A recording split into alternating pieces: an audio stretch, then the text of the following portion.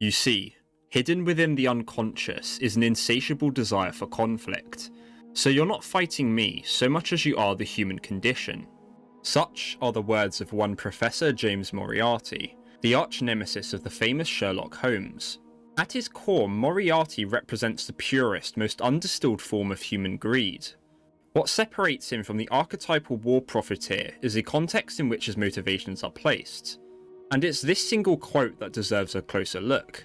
Directed by Guy Ritchie, A Game of Shadows follows the titular Sherlock and his trusty sidekick Watson, as they attempt to undermine a sinister plot that threatens to spark a world war in the 1890s. On the first watch, it seems like a fairly entertaining action thriller. It strikes a balance between moments of witty humour and genuinely heart-wrenching moments. Its plot is relatively straightforward and the characters are incredibly charming and likeable.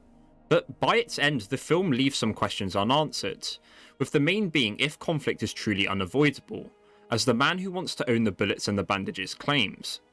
In this video, I will be exploring the inevitability of war, both as a central theme of A Game of Shadows, and whether there is any historical basis to it.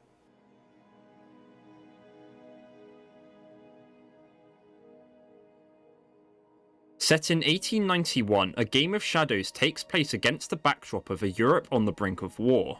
Tensions between France and Germany are at an all-time high when a series of bombing attacks leaves both nations pointing the finger at the other. At the centre lies a conspiracy to ignite a European conflict.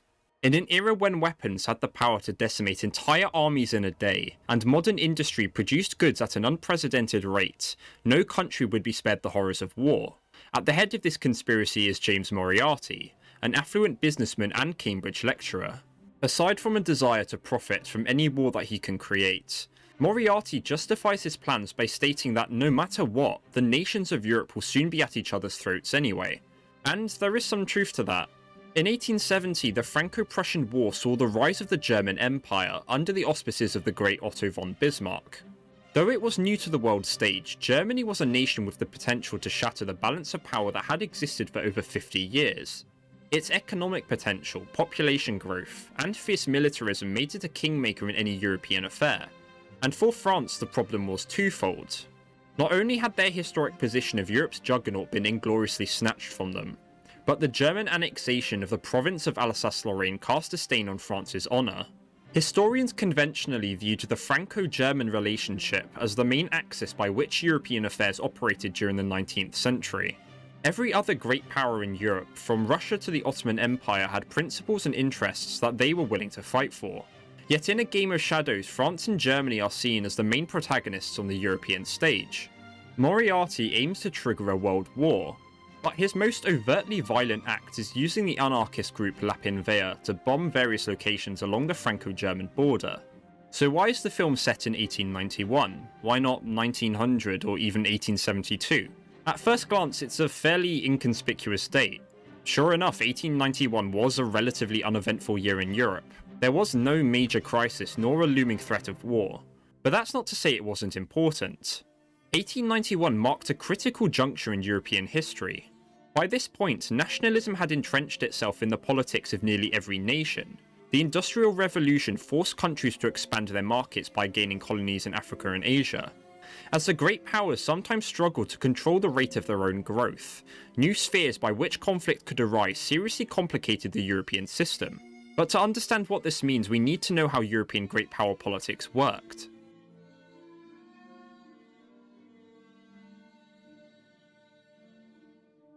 Ever since the defeat of Napoleon in 1815, the great powers developed a new international system that would persist for the next century, known as the Concert of Europe. The most fundamental of these new norms was the balance of power. Bound by unspoken agreement, no power could become a continental hegemon without the others doing everything they could to stop it. And so international politics became a zero-sum environment. Anything that one nation gained would inevitably come at the expense of another. In a world like that, every interaction between states was carried out with distrust and hostility. Countries, big and small, kept their allies close, but their enemies closer. Conflict could seemingly arise out of anything, from tariffs to colonial disputes. Given that fact, surely there's a hint of truth in Moriarty's words. But despite its vulnerabilities, the Concert of Europe mostly succeeded in preventing another conflict on the scale of the Napoleonic Wars. Holding international peace summits, mediation and alliance building became not just tools for diplomats and statesmen, but conventions. They were almost international laws in their own right. Sure enough, the climax of A Game of Shadows is held at a peace summit in Switzerland. Aside from obviously being the best place to eliminate a foreign statesman, peace summits formed an integral part of the concert's ability to function.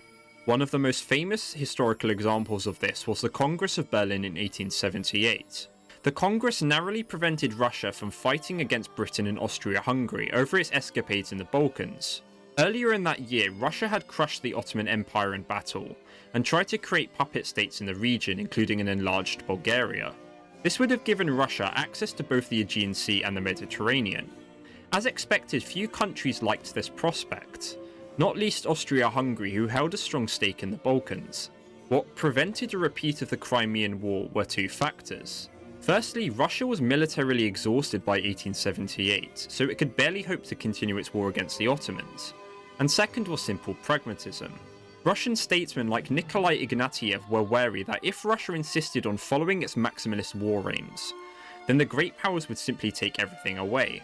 But if they played along, there was a chance they would retain at least a semblance of honour and prestige, which is exactly what happened. Though the following Treaty of Berlin was a far cry from what Russia hoped for, neither was it a total defeat. The value of peace summits lay in their ability to provide a platform for reconciliation that couldn't be found anywhere else. As the decades wore on, this system was gradually racked by attrition. The increasingly complex network of alliances across the continent acted as a paradoxical system. Paul Schroeder, a historian specialising in European political history, wrote that war is generally normal and that prolonged periods of peace need to be explained. Let us accept what seems quite evident.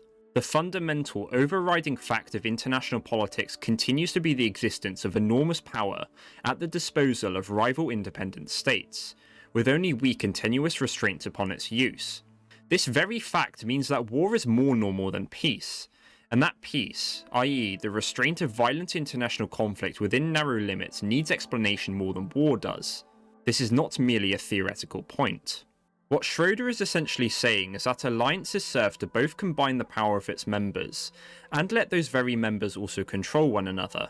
Before 1891, the most important alliance within Bismarck's international system was the League of the Three Emperors, made up of Germany, Austria-Hungary and Russia.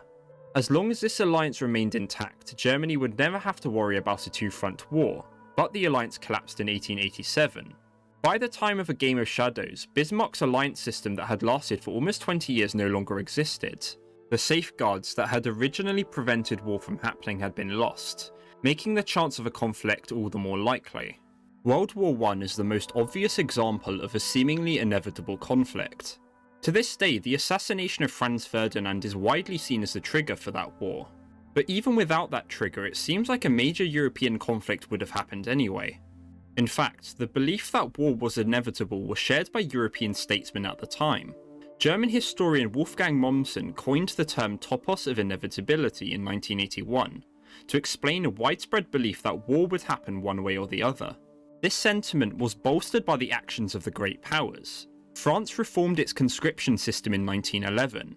Anti-Russian sentiment skyrocketed in Germany just before 1914, and the UK prepared plans for a potential conflict. All of these fed into the belief that war would soon come, but that's only one part of it. Alongside the topos of inevitability, simple fatalism was another widespread belief. Afflerbach combines these to form the topos of improbable war, which was an idea that war was paradoxically seen as unlikely, but if it happened, then so be it. What this means is that European leaders were so convinced that war would happen that they were unwilling to take the steps necessary to prevent it. Therefore, it became a self-fulfilling prophecy. The conflict happened because the leaders simply believed it would, even if on paper it was unlikely. So, is Moriarty correct? I would argue yes, he is, even if he misses the mark by a couple of decades. Although the chance of a European war in 1891 was relatively low, the Bismarckian system had collapsed, but the great powers were still reluctant to antagonize one another. By 1914, that reluctance had fallen by the wayside. A combination of fatalism and apathy ensured that conflict was a certainty instead of just a chance. Whether 1891 or 1914, someone would own the bullets and the bandages. Thank you so much for making it to the end of the video. As ever, if you enjoyed, do hit the like button, subscribe to stay up to date, and drop a comment to let me know if you think Moriarty is right or not. I'm Irovic, stay safe, and I'll see you in the next one.